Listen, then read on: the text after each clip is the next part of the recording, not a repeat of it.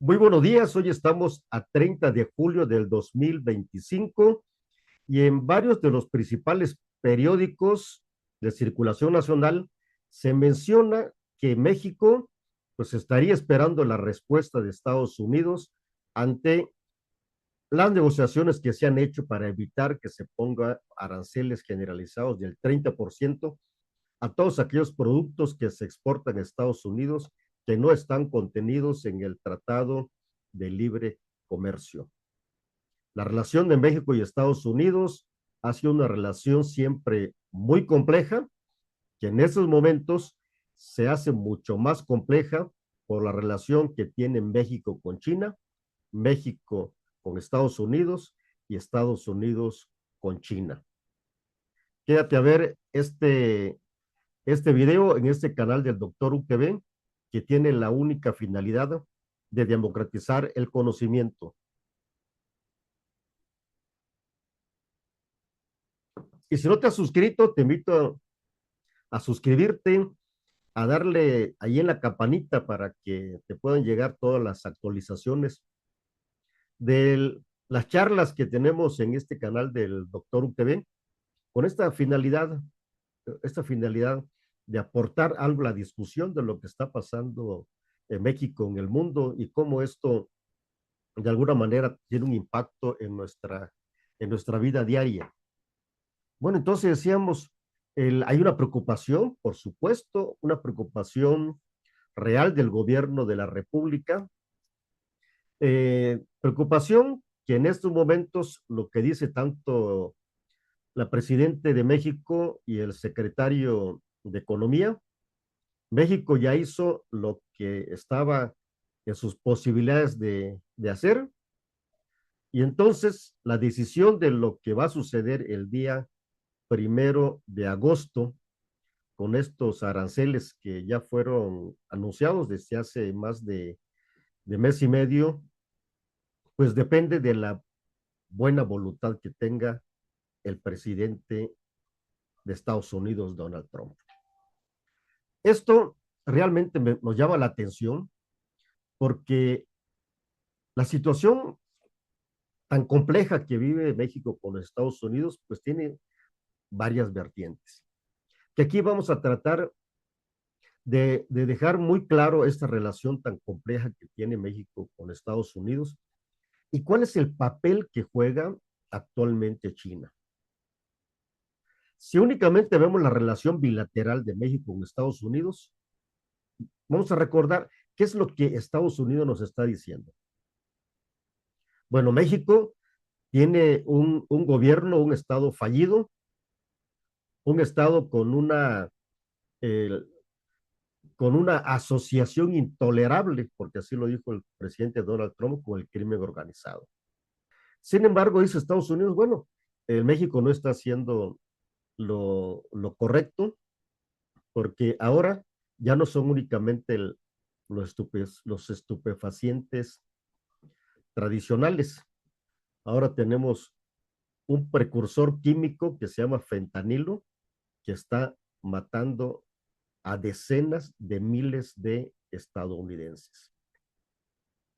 Y México no está haciendo lo suficiente para poder dejar de ser una de esas vías de llegada de estos estupefacientes.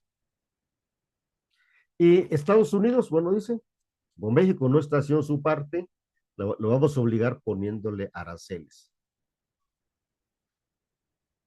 También dice, bueno, México se ha convertido también en un paso de migrantes, no solo de una migración tradicional, como siempre se había hecho, de migrantes mexicanos hacia Estados Unidos, sino México se ha convertido en un paso franco de migrantes centroamericanos, haitianos, cubanos, inclusive migrantes africanos que pasan por la frontera sur de México, tienen prácticamente el, el paso franco por toda la geografía nacional, apostándose en la frontera norte y esperando en algunos casos alguna resolución de, su, de sus solicitudes para que puedan ser aceptados de manera legal, pero tampoco para nadie es desconocido que una gran cantidad de estos migrantes pues pasan de manera ilegal la frontera. Entonces son dos temas que Estados Unidos le reclama a México. Por una parte, el tráfico de estupefacientes y por otra parte, la, la migración ilegal.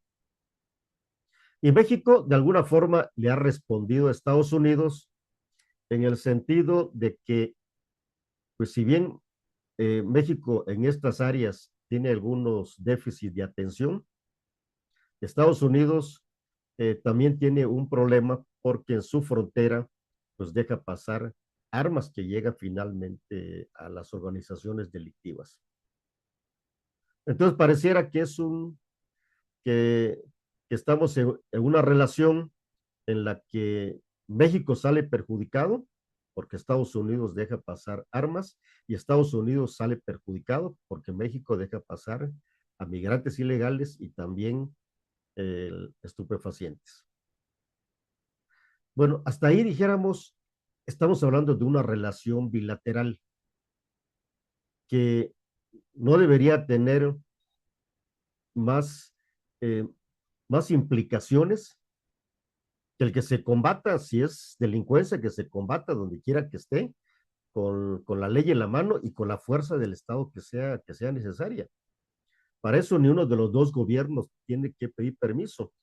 Las leyes de ambos países le permiten a los gobiernos a utilizar el monopolio del poder de la fuerza pública para poner orden en sus respectivos países, es decir, para hacer que se cumpla la ley. Si alguna actividad se está haciendo de manera ilegal, el gobierno tiene el monopolio para poner orden en estos temas. Pero cuando se empieza a revisar mejor esta relación, el que tiene una solución para los Estados Unidos a través de aranceles, aranceles al comercio internacional,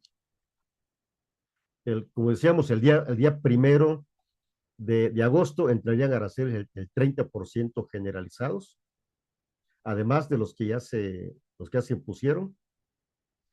Y hace algunos días, pues también veíamos que Estados Unidos decidió ponerle un arancel del 17.09% a las importaciones del jitomate mexicano, porque Estados Unidos dice que México está generando prácticas de dumping con los jitomates, es decir, vendiendo precios por debajo realmente de su costo o vendiendo más barato para desplazar a los productores estadounidenses. Bueno, esos son los argumentos que tiene Estados Unidos. Entonces vemos que, que la actuación del presidente Donald Trump pone en riesgo el cumplimiento del Tratado de Libre Comercio por los problemas que señala tanto de inseguridad, delincuencia y migración, pone aranceles generalizados del 30% a partir del 1 de agosto. Pero ¿qué tiene que ver China con todo esto? Porque es una relación bilateral. Bueno, pues resulta que cuando analizamos la relación comercial de México, Estados Unidos, China, México, China, encontramos que China es uno de los jugadores más importantes que ponen a México, desafortunadamente, ponen a México en medio de dos grandes potencias. Por una parte, en México se exalta el nacionalismo como el hecho de que México pues no debería estar bajo el yugo del imperio estadounidense, que debería librarse de ese yugo que tiene México del imperio estadounidense. Yo no estaría tan convencido de que es así, los propios datos lo señalan, pero se ha esgrimido esto por razones más bien de carácter ideológico. Lo que realmente vale la pena conocer y que precisamente en esta charla vamos a tratar de argumentar con datos y demás, es cuál es la relación realmente que existe entre estos tres países. Y utilizamos estos tres países para hacer un poquito más sencilla el, la comprensión del fenómeno que México está viviendo o la complejidad de la relación de México y Estados Unidos en este momento. El tema del fentanilo, por ejemplo. El tema del fentanilo no es un asunto nada más de la relación bilateral de México y Estados Unidos, sino el tema del fentanilo es que los precursores químicos del fentanilo se producen prácticamente en su totalidad en China y China los envía a México por diversos conductos, que eso no, nada más no lo podemos imaginar, pero llegan a México, aquí se procesan y luego sigue su paso a los Estados Unidos. México en algún momento dijo, bueno, eso no es cierto, México no produce fentanilo, únicamente es el paso, pero sí viene de China. Entonces China tiene algo que ver con la relación tan compleja que tiene México con Estados Unidos por el tema del fentanilo, porque México deja pasar estos precursores que se producen en China. Entonces, China se convierte en el principal proveedor mundial de este estupefaciente. Por lo que al no el estarlo ingresando directamente a Estados Unidos, sino a través de terceros, como en este caso México, entonces esta relación de México bilateral se convierte en una relación trilateral, porque entonces el tema del fentanilo se tendría que solucionar con un acuerdo entre estos tres países que está siendo trastocada su relación comercial precisamente por este asunto. El, ¿Cuál es el otro argumento que vemos en esta relación compleja entre México y Estados Unidos de manera bilateral? Y aquí entramos a datos un poco más duros. China, históricamente, la civilización china ha, ha dado muestras y le ha regalado al mundo eh, muchísimos procesos, invenciones. La cultura china es una cultura bastante encomiable, es una cultura admirable, es una cultura que aún con todo esto que estamos platicando, es una cultura que está relativamente lejos, no por la lejanía física, sino por la formación histórica de América Latina y China. Porque América Latina estrictamente es una sociedad occidental, mezcla entre el occidente europeo y las culturas autóctonas de esta región, que después de 500 años, pues ya se tiene una identidad latinoamericana propia o hispanoamericana propia, o como le quisiéramos llamar territorialmente, pero se tiene una cultura propia cuya influencia europea, particularmente de España y Portugal, pues él dan como resultado esta rica cultura de la que gozamos los latinos actualmente en América. Una cultura diametralmente opuesta en valores y principios con la cultura china.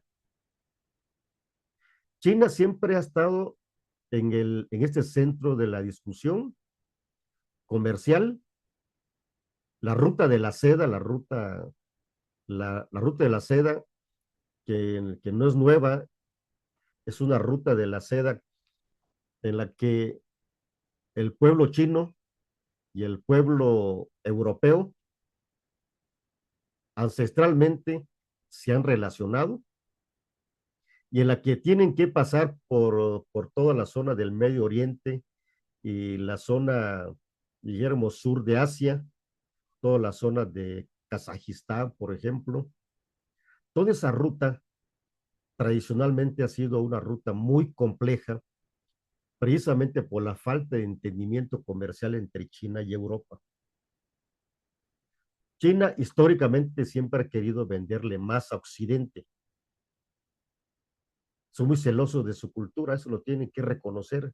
El chino es muy celoso de su cultura, pero tiene que concurrir al mercado internacional. Durante muchísimos siglos, China, por ejemplo, tenía como el secreto más valorado, no solo el control de las especias que llegaban a Occidente, es decir, a Europa, sino también el secreto industrial más importante, que era el secreto de la seda.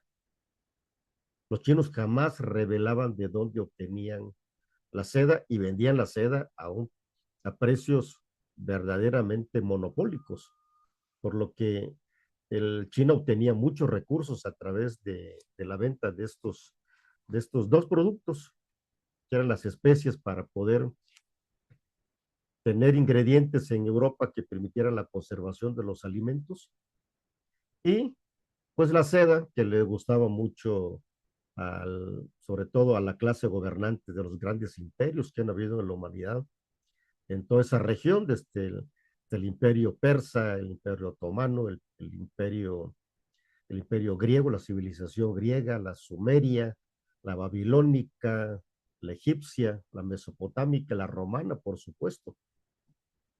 Y, en fin, todas esas grandes civilizaciones que, que estrictamente pues, eran muy diferentes a la civilización china. Y China, como decimos, históricamente siempre ha querido vender más que comprar. Y eso lo estamos viviendo en la actualidad. ¿Qué es lo que nos indican entonces los datos sobre este asunto? ¿Sí?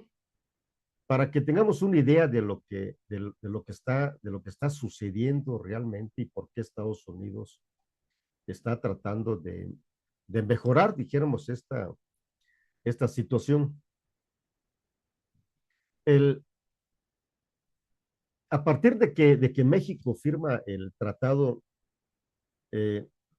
el tratado de libre comercio con Estados Unidos, México ha tenido una posición pues, favorable en términos comerciales, porque mantiene un superávit comercial permanente frente a Estados Unidos, un superávit comercial frente a Estados Unidos.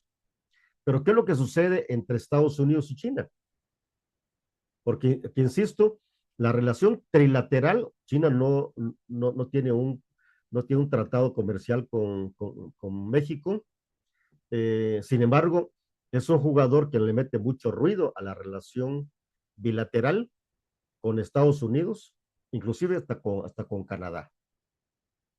Estados Unidos y China pues mantienen un déficit comercial también permanente. El, Normalmente Estados Unidos le ha estado comprando más de lo que, de lo que le puede vender a China. Y eso es así porque la cultura de los chinos es precisamente buscar vender mucho más de lo que compran. Es más, si pudieran no comprar, para ellos estarían extremadamente felices. Y el comercio bilateral entre China y México, pues ha sido favorable para China. Y vamos a ir viendo qué es lo que realmente está sucediendo. ¿Qué es lo que México, por ejemplo, el, qué es lo que México vende y el que obtiene de alguna forma algún superávit a Estados Unidos? Pues México se ha convertido en un país, por la cuestión de la manufactura, en el que México provee tanto de automóviles como autopartes a Estados Unidos. El, También, bueno, México es un exportador de petróleo crudo hacia los Estados Unidos, aunque México importa el gas, normalmente así se ha mantenido esta relación.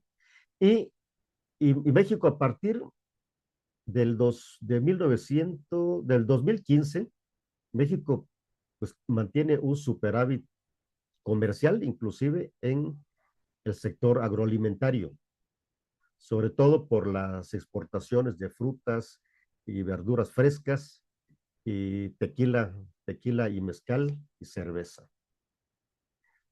En contraste, Estados Unidos con China pues no tiene un superávit, al contrario, tiene un déficit crónico y China, México le exporta muy pocas cosas a China, algunos productos agrícolas, alimentos procesados, algunos insumos industriales, o sea, China lo que compra son commodities, como se dice en el calor de los economistas, lo que compra son materias primas. China no compra tecnología, sí compra innovación y desarrollo, porque eso es lo que sí compra China. Es decir, China compra cómo se hacen las cosas, sí, y vende haciendo las cosas, obviamente. El Estados Unidos, que es en las que tiene algún déficit, ¿cómo se llama? Con la relación de México y Estados Unidos. Vamos a ver, Estados Unidos, por ejemplo, exporta maquinaria a México, productos electrónicos, químicos y tecnología. Estados Unidos con el Silicon Valley y todo lo que podamos pensar con las instituciones que tiene de investigación, que están a la vanguardia a nivel mundial en la innovación y el desarrollo, pues Estados Unidos exporta tecnología. Estados Unidos, por ejemplo, también exporta a China. ¿Qué es lo que le exporta realmente? El, bueno, Estados Unidos importa más bien de China electrónicos de consumo final, es decir, pantallas de televisión, smartphone y demás, juguetes, baterías, equipos médicos, automóviles, ¿sí? Y con esto ha generado un enorme déficit comercial en Estados Unidos, y ellos también tienen una razón. En el caso de, de México, México importa de China productos electrónicos, maquinaria, telecomunicaciones, electrodomésticos, juguetes, ropa, calzado, el, maquinaria, transporte. México se ha convertido en uno de los compradores, probablemente no el más importante para los chinos, pero sí uno de los destinos predilectos para los exportadores chinos. El, pero, ¿por qué se da esta relación? Porque ciertamente Estados Unidos le compra la manufactura china, porque en su momento la mano de obra china era extremadamente barata. Luego entonces Estados Unidos traslada sus empresas a China y estas empresas empiezan a producir los vehículos que ahora se exportan a Estados Unidos. Y China, aprovechando este nuevo conocimiento, pues empieza a desarrollar su propia industria, situación que por supuesto ya no le agrada a los Estados Unidos. Cuando el salario mínimo o el salario de la manufactura entre México y China empiezan a converger, y cuando el salario de la manufactura en China crece más que México, actualmente China está pagando en la manufactura aproximadamente un 25% más de lo que, el, de lo que paga México. Y por eso es que se habla de una relocalización de la industria manufacturera, porque ahora resulta que México es competitivo, porque de los tres países de los que estamos hablando en esta charla, el que tiene los peores salarios de la manufactura es precisamente México. México paga por hora entre 4 y 5 dólares por hora en la manufactura. China ya está pagando 6.5 dólares por hora 25% más, y Estados Unidos paga por esa misma actividad más de $20. Es decir, Estados Unidos paga 5 veces más por la manufactura que México y 3.5 veces más de lo que se paga en China. Y esto explica en gran medida este gran déficit que se tiene en la compra de productos elaborados. En China, eh, este crecimiento de los salarios pues se da precisamente por el incremento en la demanda de empleos vinculados precisamente a la manufactura. Y lo que tal vez no habíamos visto en esta ecuación era de que precisamente los salarios chinos pues, han superado a los de México, aun cuando en México en los últimos años ha habido una revaloración de artificial, yo diría, del incremento en los salarios mínimos. Incrementos que han estado por acuerdos entre el gobierno y las empresas, pero que no se han ajustado por un asunto de mercado. Valdría la pena revisar en todos estos aspectos. Entonces, estos altos costos laborales que tiene Estados Unidos, pues lo pone en una gran desventaja. No obstante, China, bueno, pues tiene ventajas tecnológicas, por supuesto que sí. China ha estado consolidando su liderazgo en algunos sectores estratégicos impulsados por la iniciativa Hecho en China, algo parecido como lo que se haciendo en México, la iniciativa Hecho en México. El alta velocidad ferroviaria, paneles solares, vehículos eléctricos, drones, baterías sobre todo. En algunos de estos mercados domina, pues es uno de los, de los mercados globales que dominan mejor China. Estados Unidos, aún cuando se menciona que China está en ascenso, Estados Unidos todavía es una nación, pues es la más fuerte a nivel internacional. Y Estados Unidos tiene una gran fortaleza en la innovación. Ahí se invierte en ciencia y tecnología.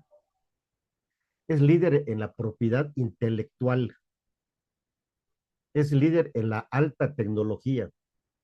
Es líder en defensa. Es líder en semiconductores. Es líder en biotecnología, en servicios digitales y software.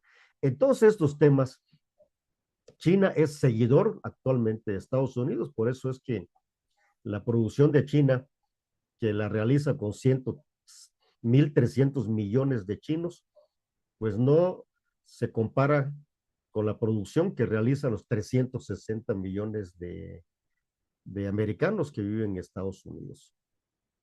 Por lo que el nivel de productividad en Estados Unidos es infinitamente superior a la productividad que se tiene, que se tiene en China. Pero ¿dónde queda México en este concierto?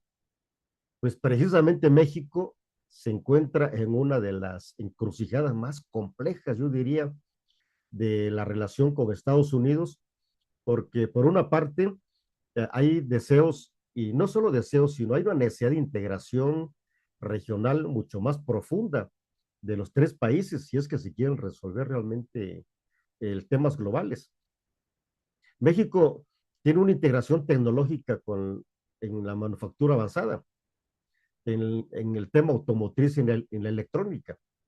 ¿Por qué México tiene la manufactura, por ejemplo, en Querétaro, en el tema de la aviación, la manufactura automotriz en varios estados de la República? Y estas dos industrias pues generan una derrama económica y una cantidad de empleos bien remunerados, entre comillas, ya dijimos que ganan menos que en Estados Unidos y en China, pero que ciertamente le da a México certidumbre a su población en términos de ingreso y empleo. Él tiene la ventaja obvia de que la producción está muy cerca de Estados Unidos, con normas de origen del Tratado de libre comercio. Aunque su inversión en investigación y desarrollo es prácticamente inexistente cuando la comparamos con lo que invierte China en términos relativos y lo que invierte Estados Unidos en términos relativos. México creo que no se ha preparado ni para ser el, el centro manufacturero con un hub como pudiera ser México, pero tampoco les ha hecho lo suficiente para invertir en investigación, en la innovación y desarrollo. La capacidad tecnológica de México, pues interna, es relativamente menor a esos dos países. Se tiene, por supuesto, que los tres países tienen muchos retos que enfrentar para que esta relación entre México y Estados Unidos pueda eh, dar mejores frutos y la relación con China, por supuesto, también tenga que dar mejores frutos. México requiere mejorar su infraestructura logística. Vemos que actualmente, pues en el términos aeroportuarios, pues algo tiene que suceder porque no se ha logrado tener un centro logístico con la aviación, aún con los dos aeropuertos. Algo no está funcionando correctamente, el, porque México no ha podido cumplir esta función. México ciertamente tiene esta ventaja competitiva que no me gusta mucho con el hecho de que los salarios sean más bajos en México que en China y Estados Unidos, pero esa es la realidad que ni siquiera esta situación se está aprovechando. El otro tema es el asunto de la energía. También México tiene un problema muy serio actualmente con el tema de la energía. Lo estamos viendo a diario con los apagones. Apenas nos enteramos de que una empresa acerera, la segunda más importante del mundo, ha tenido que parar sus hornos por falta de energía y eso pues va a generar que para que vuelva a arrancar en los protocolos de arranque pues se pasen algunos meses para volver a arrancar con los costos asociados al hecho de parar una industria como esta. Otro tema menor, pues, es el acceso al agua y a los servicios públicos, ¿sí? Entre otros. Y algunos temas no tan menores como es el desarrollo institucional. La confianza que tenga el gobierno para poder captar inversiones, el desarrollo de las instituciones democráticas en el país, el desarrollo de las instituciones que se encargan de impartir justicia, porque pues México está realmente en una encrucijada bastante compleja por el tema de la inseguridad. Y también en esta relación compleja de México con Estados Unidos, decíamos, por eso estamos invocando aquí la relación que tenemos con China, es que México tiene que asegurar el cumplimiento con reglas de origen para no enfrentar represalias o aranceles estadounidenses. Estados Unidos, por supuesto, tiene sus propios retos, que tiene que reducir la dependencia de los productos chinos mediante la diversificación de proveedores, porque los chinos, decíamos, le venden mucho a Estados Unidos, pero no le compran. Y lo que los chinos hacen al tener un superávit, pues lo han estado invirtiendo en bonos del tesoro, lo cual hace que Estados Unidos sea dependiente financieramente de alguna forma de, de China. Sí, tiene que fortalecer algunos sectores tecnológicos ante las restricciones crecientes por parte del gobierno chino, porque ahí estamos hablando de la relación del gobierno chino con las empresas estadounidenses. Y también tiene el reto de manejar aranceles, no solo con China, sino con todos sus aliados como México y Canadá, porque esta relación tan ríspida que se ha generado con México y Canadá, que uno de los argumentos que yo le diría tendría que ser más claro Trump, que ya lo ha hecho de alguna forma, a lo mejor no hemos querido leer lo que, lo que dice Trump, aunque no lo ha hecho de manera explícita, pero para que la relación que tiene Estados Unidos con Canadá y México necesariamente pasa por una relación muy profesional de la relación que tiene Estados Unidos, México y Canadá con China, cada uno por separado. Porque aquí el tercero en discordia, pues es China, que le vende a esta zona de Norteamérica mucho más de lo que le compra. Por su parte, China tiene también sus propios retos, ¿sí? El, China tiene que afrontar el problema del declive de su demanda interna. El, los chinos, no se les puede obligar a los chinos que compren productos mexicanos, no se les puede obligar a que compren productos estadounidenses. La cultura china los ha hecho herméticos de alguna manera. Entonces, para la China milenaria que existe el día de hoy, uno de sus retos que difícilmente se va a lograr es abrirse a los mercados y disminuir barreras para tener una relación, yo diría, de un mayor equilibrio con las otras economías. Porque por un tiempo está muy bonito, por ejemplo, estar comprando los juguetes a los chinos, los zapatos, la ropa, pero cuando nos damos cuenta que que perdemos la producción interna, porque desplazamos los zapatos que se producen en León, porque desplazamos a los productores de ropa del Estado de México, Chicoac, por ejemplo, cuando desplazamos a los productores de juguetes o de esferas también en el Estado de México, y vamos desplazando a los artesanos con con la cerámica china, pues entonces eso ya nos pega en el nivel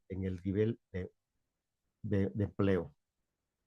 Pero de todo esto, pues se tienen que sacar pues, algunas lecciones. O sea, México realmente se ha beneficiado con este famoso nearshoring porque puede reducir sus costos logísticos y de dependencia de las cadenas de Asia. México es el principal exportador a Estados Unidos, que no debería ser de otra manera, porque si, si Canadá tiene 60 millones de habitantes, Estados Unidos 350 y México 130, pues lógicamente quien le debe vender más a Estados Unidos pues es México por el tamaño de la economía con respecto a, a Canadá. Pero esto debería revisarse muy bien la relación con China. Entonces, esto es muy importante el que todos estos temas pues se vayan discutiendo porque Estados Unidos, al estar imponiendo esos aranceles que deben entrar dentro de 2 días, el 30% de aranceles generalizados por las razones que hemos comentado, por la queja de Estados Unidos de que México no está haciendo lo suficiente en materia del control del crimen organizado, que no está haciendo lo suficiente en el control de la frontera por el paso de indocumentados, que México no está haciendo lo suficiente para evitar que sea la puerta trasera para que los productos chinos ingresen a Estados Unidos prácticamente de manera ilegal. Situación que la estamos viendo con los datos duros cuando percibimos que China le vende 10 veces más a México de lo que le compra. El superávit comercial que tiene México con Estados Unidos es aproximadamente de cerca de 60, entre 60,000 y 80,000 millones de dólares, es precisamente el déficit comercial que tiene México con China, que ronda entre los 70 y los 80,000 millones de dólares. Entonces no hay que buscarle demasiado. México, desde esa perspectiva, no está siendo lo suficientemente solidarios de alguna manera con su socio comercial, el americano, porque México está dispuesto a venderle cada día más a Estados Unidos, pero no está dispuesto a comprarle más. las políticas laxas del gobierno para las importaciones de China, pues han originado que durante los últimos 5 años, por lo menos el 2020, el, las importaciones de China pues se hayan incrementado lo suficiente como para que ese superávit que tenemos con Estados Unidos pues prácticamente se canalice para, para poder financiar el déficit que tenemos con China. Entonces, hay razones objetivas, por supuesto, en esta relación compleja que tiene nuestro país con Estados Unidos, ¿sí? Y una relación compleja porque estrictamente con el país con el que deberíamos, por una cuestión natural de estar en la zona norte, pues es con Estados Unidos y Canadá. Si México no voltea a ver a Latinoamérica, si México no voltea a ver en primer lugar a Centroamérica para buscar una integración más franca entre los países de Centroamérica, eh, desde Panamá hasta Belice y Guatemala. El, evidentemente, esta región de Centroamérica, eh, pudiera, pudiera darle nuevas oportunidades al país de una integración más eficiente con Estados Unidos. Porque desde el punto de vista, por ejemplo, desde el punto de vista cultural, que es algo básico en una integración económica, es que se mantenga una misma cultura. En México con Centroamérica, pues tenemos un pasado cultural similar, hablamos el mismo idioma, gran parte de México tiene un clima muy parecido al de Centroamérica, compartimos ventajas comparativas y competitivas similares por cuestiones de latitud, ¿sí? Entonces, estas relaciones hay que revisarlas. Bueno, entonces, lo que el día de hoy ha estado circulando, lo que ha estado sucediendo, circulando en los principales diarios, esta preocupación legítima del gobierno de qué va a pasar realmente con los aranceles y al dejar ya la decisión a lo que quiera Donald Trump. Si decide Donald Trump mantenerse con el 30% el día 1 de agosto, bueno, pues ya veremos qué hacer. Y si con todo lo que se ha hecho, con los dichos del secretario de Economía de México, que ya se hizo todo lo que se pudo hacer, bueno, eso es lo que dice uno de los periódicos. Más bien yo creo que el sentido de esto es que México ha hecho lo que considera que en este momento le toca hacer, y si México está satisfecho, ha dejado satisfecho a Estados Unidos, pues entonces el día 1 deberíamos ver una prórroga por lo menos de la entrada de estos aranceles generalizados, sin que esto obviamente signifique el que los temas que dieron origen a estas sanciones comerciales de Estados Unidos hacia México se hayan resuelto, por lo que México tiene que seguir trabajando en esta temática para resolver eh, humanamente posible, como dijéramos, este problema tan serio que tiene México de inseguridad y del crimen organizado, como resolver los otros temas tan importantes que tiene México, como es el exceso de gasto, y no porque esté gastando mucho, sino porque está recaudando poco, porque el gobierno se niega a plantear una reforma fiscal profunda que permita tener una mayor captación, pero para que México tenga una mayor captación, pues se requiere que haya una mejor concertación con todas las fuerzas políticas, inmediatamente que sean pequeñitas, ¿sí? Porque la gente está dispuesta, y eso sucede en todos los países, está dispuesta a pagar una cantidad mayor de impuestos si eso significa mejores servicios en salud, seguridad, si ya no hay extorsiones, si hay formas de que la gente pueda poner sus negocios con la certeza de que los trámites son menos burocráticos, de que el, no hay corrupción en el gobierno. Vaya, si se dan condiciones en las que la gente, como sucede en Dinamarca, como sucede en Finlandia, como sucede en los países nórdicos, de que la gente paga en impuestos más del 50% de su ingreso. Eso es lo que está obteniendo el gobierno, por eso tiene un estado de bienestar, pero jamás vamos a lograr tener un estado de bienestar como estos países cuando México tiene una captación que ronda el 20% del Producto Interno Bruto. Con un 30% adicional, es decir, con el 150% adicional con una reforma profunda, imagínense lo que se podría hacer. Pero ya no estaríamos pensando en que el gobierno invierta en obras, por ejemplo, que no han sido lo suficientemente evaluadas y que no han sido del interés de la gente, genuina de la gente, sobre todo cuando no se puede demostrar que en el corto y en el mediano plazo signifique un incremento en el bienestar de la gente. Yo soy Cruz Alberto Hernández y les invito a ver estos videos en este canal del Doctor UTV, que tiene la única finalidad de democratizar el conocimiento.